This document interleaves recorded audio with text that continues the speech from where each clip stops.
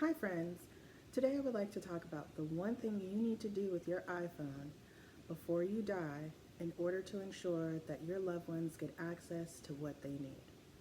Hi, my name is Jennifer and I'm a lawyer who shows black women the importance of estate planning and the practical actions that can be taken now to protect yourself and your assets. On this channel, we will discuss the various aspects of planning for D-Day and shed light on the decision that we can make now to help ease the burden for our loved ones.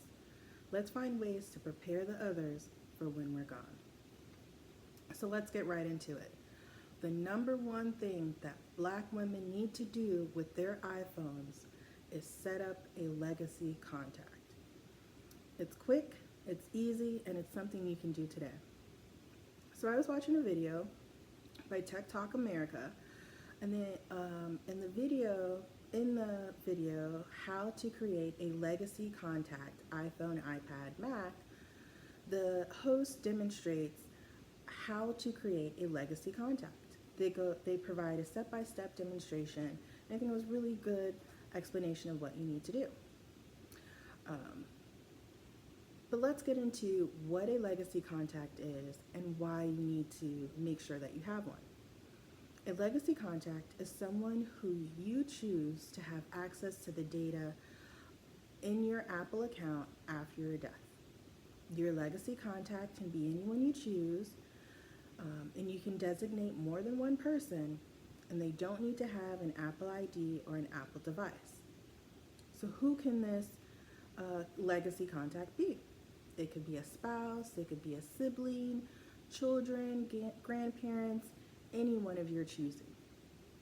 I would implore you to kind of think about who this person is. You certainly want someone who you trust, someone who would want to have access to your information. Is there a desire or need for them to have access to the information on your phone after you pass? Another person to consider adding as a legacy contact is the executor of your estate.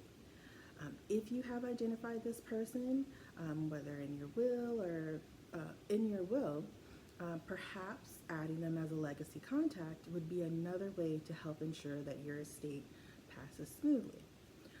If you have not created a will or an estate plan, this would be one, a good time to take action in that effort, and then two, a good time to start thinking about taking further action, developing that will plan or developing some documents to protect yourself or taking further action to protect yourself. But making sure that you have a legacy contact in your iPhone is one of the easiest and simple ways to make sure that your data from your phone is able to be accessed by your loved ones. And the other person I would suggest for you to think about is who would clean up your home or your living area after you pass. If that person is cleaning up your physical possessions or physical assets, why not give them access and be able to clean up your digital footprint? So another person to consider, since you have up to 5 contacts to list as a legacy contact. So why should you create a legacy contact? Because if you don't, it will be one more thing that your loved one will have to deal with when you pass. So let's paint the picture. You've suddenly passed due to a freak accident, God forbid, and now your adult child is grieving the loss of you. In the midst of their grieving, they now have to figure out funeral arrangements, obituary, who to call in the family, what policies to pull on, what bank accounts you have, etc. It's a myriad of things that they will have to do. Now you were an organized person, so you kept up pretty well on your affairs, but you really didn't get a chance to share this information with your child. And so on your passing, now your child does not have access to your phone that houses all these important photos, all this important account information, or even just contacts, phone numbers of loved ones that you were in contact with, but they may not have had the phone number. So, what does your grieving child have to do if you pass without having legacy contact? They have to go to court.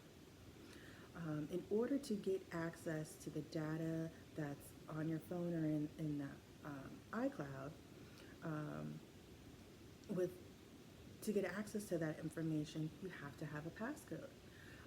If your child does not have the passcode to your phone, Apple is not able to recover the data. Without a rate, they're not able to get into the phone, um, and they're not able to recover the data. And and in order to get into the phone, they'll have to erase all the information off of it. With the court order, Apple could recover data that's stored in the iCloud. That doesn't guarantee that information was already saved into the iCloud. Um, so there may be a loss of potential precious memories or important information that your child would need at such a vulnerable time.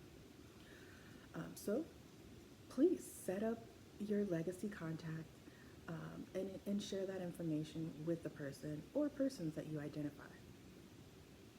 So how do we set up a legacy contact?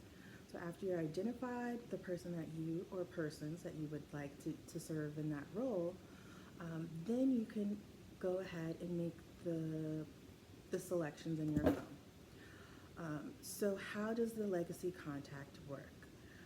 Basically, you'll go in your phone, select that person, and then you get the option to choose whether to text that person an access code, or you can print the code and give it to them. Now, here's the thing. Texting the code, that's great, and that'll get it to them pretty quickly. If they're an iPhone user, they may be able to store it in their iCloud or in their phone data. That way they'll always have access to it.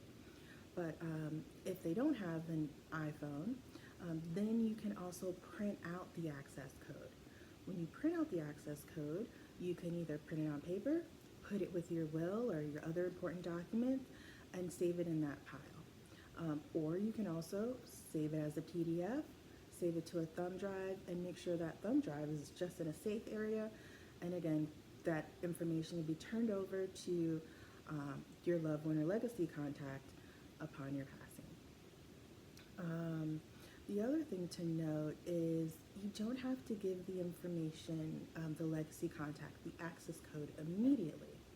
Let's say your legacy contact is your child, or let's say it's your sibling, but you know your sibling pretty well, and they're one of those people that always loses their keys, but in general they're a pretty good person, but it's those small things they lose.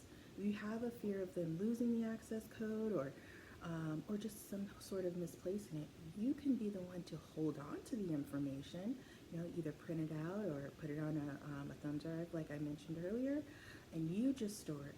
And so upon your passing, then all of the information is in one place and they can still act upon it. It's just that you were the one that was responsible to keep it in one neat place that could be found when it's needed. So what kind of data does your legacy contact have when they access your phone?